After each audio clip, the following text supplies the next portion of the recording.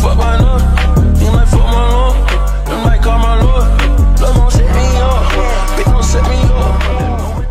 Halo guys, ketemu lagi di channel NDW Lovers. Sebelumnya di Boruto episode 296, yang linknya bisa teman-teman cek di link di kanan atas di video ini, diperlihatkan Kawaki begitu kaget karena mendengar Boruto masih hidup. Padahal Kawaki yakin sekali jika Boruto harusnya sudah mati di tangannya. Nah, kali ini kita akan lanjutkan lagi di Boruto episode 297. Tapi sebelum lanjut, jangan lupa untuk klik tombol subscribe bagi yang belum subscribe, dan klik tombol like serta share video ini di semua sosmed teman-teman.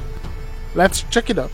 Scene dimulai dengan Sumire yang begitu kaget mendengar fakta jika pembunuh Boruto bukanlah kode tapi ternyata adalah Kawaki. Di sini Naruto hanya mengatakan, kalau kau tak di sana Kawaki, kita mungkin sudah mati. Aku tidak mengatakan ini hanya karena Boruto baik-baik saja, tapi aku bersyukur Boruto juga merasakan hal yang sama. Dia bilang kau sudah mengambil peran yang menyakitkan. Kawaki hanya terdiam mendengar perkataan dari Naruto. Begitupun juga dengan Sumire. Naruto melanjutkan, aku sudah pernah mengatakan ini Kawaki, tapi tempatmu adalah di sini, di Konoha, tidak dimanapun lagi. Semua orang di Konoha adalah keluarga bagiku, termasuk dirimu. Tiba-tiba Naruto mendengarkan suara dari Shintenshi no Jutsu dari Ino. Naruto langsung menanyakan, Ino, ada apa? Sambil mentransmisikan informasi itu juga kepada Sasuke, Ino pun menjelaskan jika musuh menyerang di laboratorium 3. Kode dan satu orang lagi identitasnya belum diketahui. Sasuke langsung mengatakan kepada Boruto, aku segera ke sana. Boruto sedikit bingung, guru Sasuke, ada apa? Sasuke hanya menjawab, ada musuh di sini. Ayo Boruto. Baiklah, kata Boruto. Di sisi lain, Naruto yang masih bersama dengan Kawaki pun segera bergegas. Naruto mengatakan, maaf, aku lupa ada urusan penting. Kita lanjutkan ini nanti.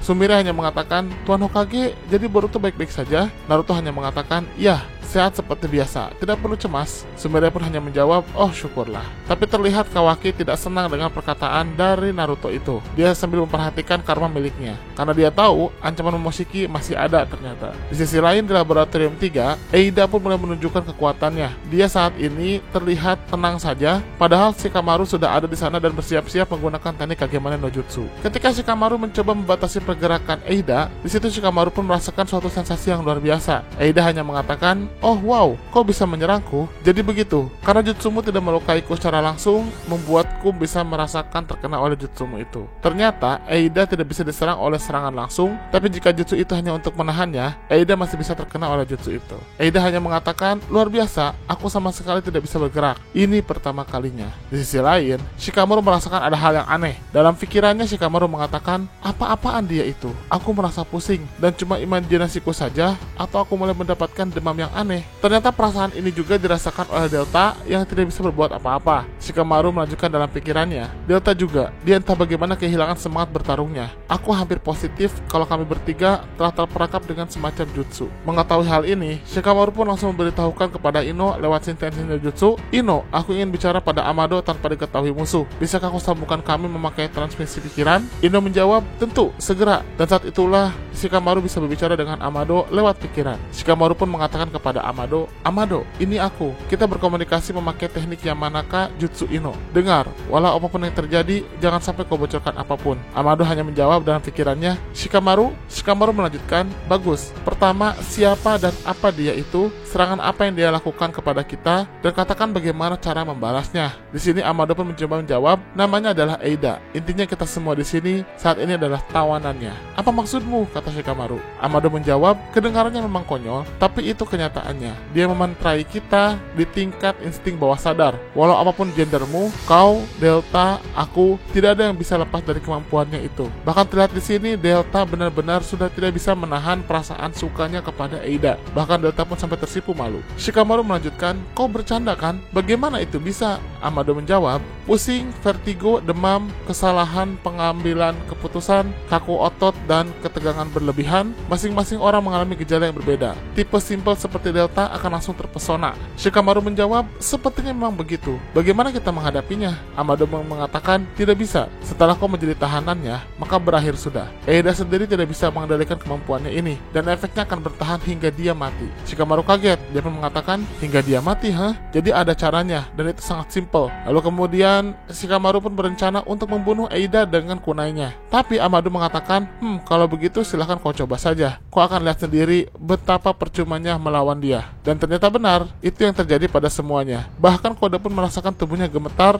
gara-gara pengaruh dari Eida itu. Di sini Shikamaru pun hanya mengatakan, Kagemane no Jutsuku tidak akan bertahan lama. Eida pun mengatakan, jangan memaksakan dirimu Shikamaru sayang, ayo tenanglah. Shikamaru berusaha untuk membunuh Eida dengan kunainya, tapi ternyata dia tidak bisa bergerak sama sekali. Dalam pikirannya Shikamaru berusaha menguatkan dirinya, sambil berkata, hampir, kalau aku sampai lengah, rasanya aku pasti akan langsung menyerah. Eida hanya mengatakan, tekad yang luar biasa, melihatmu, aku bahkan hampir ingin menyemangatimu. Tapi ketika Shikamaru semakin kuat tekadnya untuk membunuh Eida, entah kenapa tubuhnya tidak bisa bergerak dan seperti menolak perintah dari Shikamaru. Lalu kemudian Amado mengatakan, sudah kubilang, percuma saja. Walaupun kau berpikir ingin membunuhnya, instingmu akan menolak pikiran itu. Berhentilah melawannya. Jika tidak, pikiranmu akan rusak alias Shikamaru akan menjadi orang gila. Shikamaru pun akhirnya berusaha untuk menahan pikirannya itu dan mengikuti instingnya. Kode pun akhirnya bisa berdiri. Dia hanya mengatakan, wah lama sekali akhirnya aku bisa berdiri. Lalu kemudian Shikamaru mengatakan dalam pikirannya, aku tidak percaya bahkan Naruto dan Sasuke tidak akan bisa apa-apa melawan kemampuan ini. Malahan mereka akan lebih dalam bahaya karena kode yang menginginkan mereka mati. Sialan, aku harus apa? Kata Shikamaru dalam pikirannya. Di sisi lain, kode langsung memanfaatkan keadaan ini dengan langsung menyerang Amado. Di situ kode langsung mengancam Amado sekali lagi.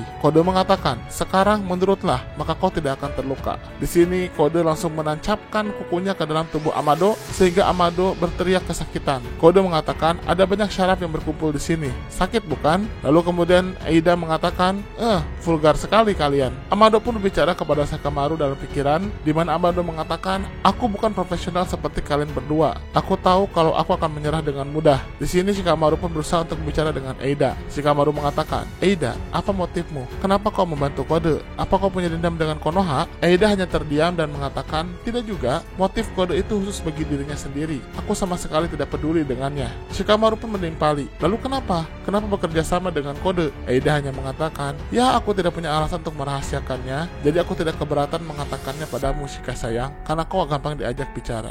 Jadi kau tahu, aku menyukai Kawaki. Terlihat sekali di situ wajah Eida langsung memerah. Shikamaru pun kaget dengan apa yang dikatakan oleh Eida. Bahkan Eida pun hanya mengatakan, oh my god, aku beneran mengatakannya. Itu membuat semuanya kaget dan tidak percaya dengan apa yang terjadi. Di sini Eida pun melanjutkan, aku hanya meminta bantuan kode soal itu. Sebagai balasannya, aku membantunya mendapatkan kekuatannya kembali. Shikamaru pun menjawab, begitu ya, terima kasih sudah memberitahuku. Lalu kemudian Shikamaru pun meminta kepada Ino untuk melakukan sesuatu. Ino, situasinya berubah. Aku mengganti rencana. Ubah kode kunci untuk pintu kamar ini sekarang. Ino sedikit bingung dengan perkataan dari Shikamaru, tapi dia berusaha untuk memahami apa rencana Shikamaru. Lalu kemudian Shikamaru melanjutkan, musuh memiliki kemampuan yang menyulitkan. Aku tahu, aku sudah meminta bantuan, tapi aku tak mau Naruto dan yang lainnya masuk. Apa kau bisa menahan mereka? Di sini Ino semakin bingung. Apa? Shikamaru? Shikamaru pun langsung menahan dengan mengatakan, percayalah padaku, lakukan saja. Eida pun melanjutkan, kau baru saja berpikir kalau itu sangat bodoh bukan? Lalu Shikamaru hanya menjawab, tidak, aku hanya terkejut. Itu bagus, luar biasa. Aku hampir ingin mendukung perasaanmu. Jadi Eida, aku punya tawaran untukmu. Di sini Shikamaru pun membuat tawaran dengan Eida. Eida pun kaget dengan penawaran dari Shikamaru dan mengatakan, tawaran? Shikamaru menjawab, maukah kau berpindah ke Konoha? Pikirkanlah,